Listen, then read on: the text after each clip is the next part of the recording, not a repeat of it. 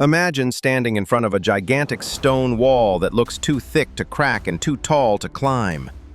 Your friends are whispering, your heart is thumping, and you are thinking, how in the world are we going to get inside? Now imagine God saying, I have a plan, and then giving you instructions that sound nothing like anything you learned in PE or on a battlefield.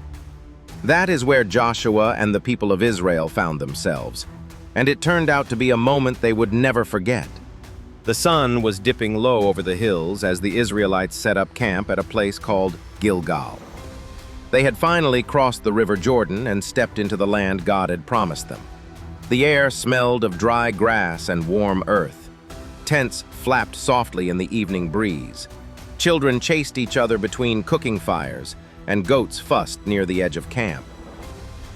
That night, they kept the Passover, a special meal that reminded them of the night God brought their families out of Egypt.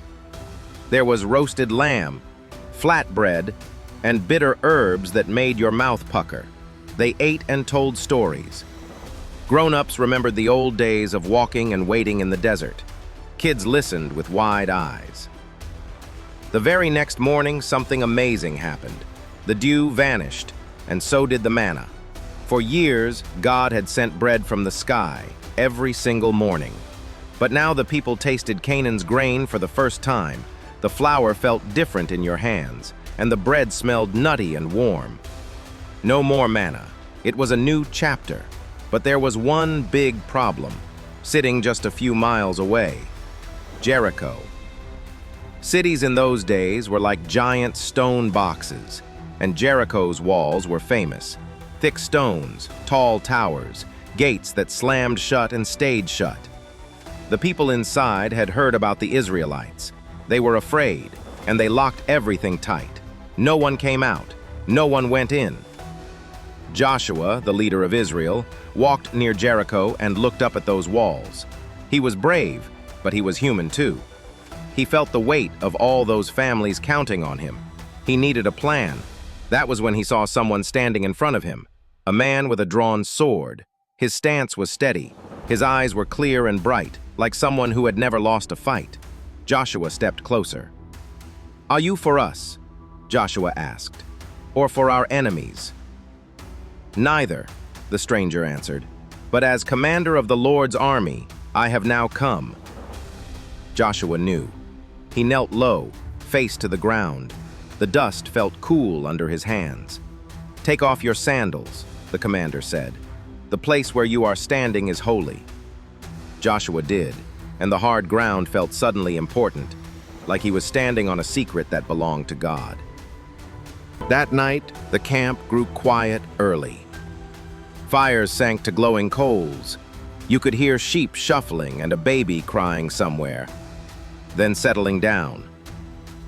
Joshua walked back through the tents with bare feet and a full heart.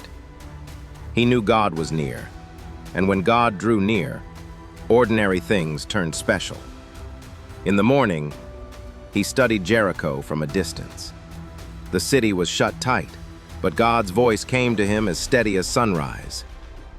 God did not talk about ladders, catapults, or rams. Instead, he gave Joshua a plan that sounded like a story you tell around a campfire. Here is what Joshua heard. "Take your soldiers and line them up. Put 7 priests at the front with 7 trumpets made from ram's horns. Behind them, let the priests carry the Ark of the Covenant. The Ark is a reminder that I am with you, that my promise travels with your people. More soldiers will follow behind. Tell everyone to stay quiet. No shouting, no talking, just footsteps and horns." Joshua pictured it. The priests in simple linen, their hands wrapped around curved horns. The ark, gleaming, carried carefully on poles. The soldiers, faces set, eyes forward. The whole nation watching from the hills and tent doors, holding their breath. "Walk around the city one time," God said, "just once, and then go back to camp. Do this for 6 days in a row." Joshua felt the strangeness of it. 6 days of walking, with the sound of sandals scuffing the dust and the low, echoing cry of the ram's horns bouncing off the stone. People on Jericho's wall would peer down and whisper. The Israelites would keep walking. "And on the seventh day," God said, "walk around the city 7 times. The priests will blow a long blast on the trumpets. When you hear it, tell the people to shout.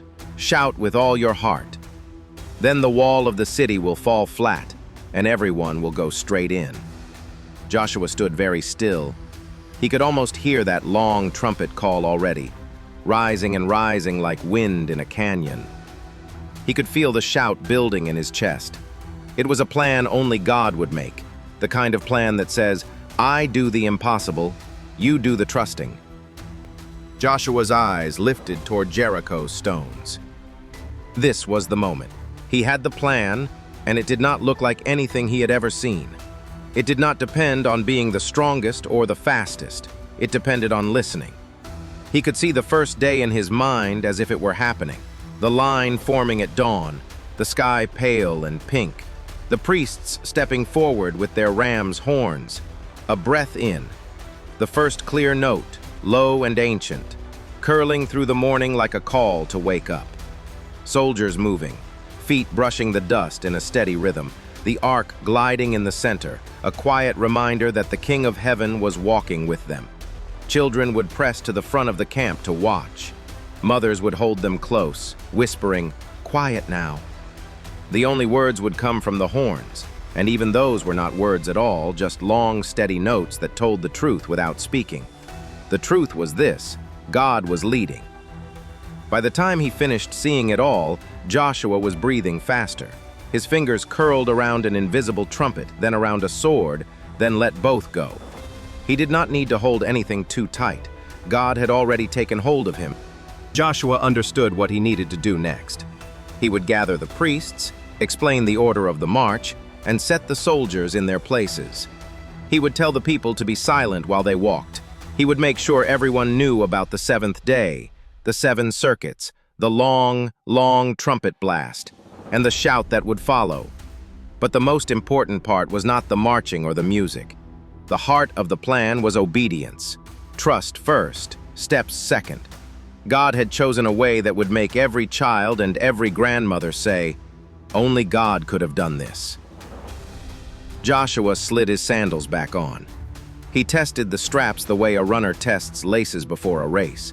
He looked once more at the wall, and then back at the camp, where morning laughter had started again, where eyes would look to him for direction and courage. He felt ready. Not because the wall looked smaller, it still looked huge. He felt ready because the commander of the Lord's army had spoken, and when God speaks, the right thing to do is to listen and then move. The day was opening like a door. The people of Jericho tightened their gates. The people of Israel tightened their lines. Priests warmed their hands, getting used to the weight of the horns. Soldiers checked their shields. Children hushed one another so they would not miss the first note. Joshua lifted his head. He had a calm smile that came from a quiet place inside, the place where God's promises live. Today, he thought, we walk, and somewhere beyond sight, the commander watched, pleased. This was not just a march around a city. It was a march of trust around a problem that seemed too big, a steady circle of faith that said, God's way is always the best way. Thanks for listening, friend. If you enjoyed this, come back for the next part to hear what happened when the trumpets sounded and the shouting began. Did the wall stay proud and tall, or did something wonderful happen? You will want to hear it.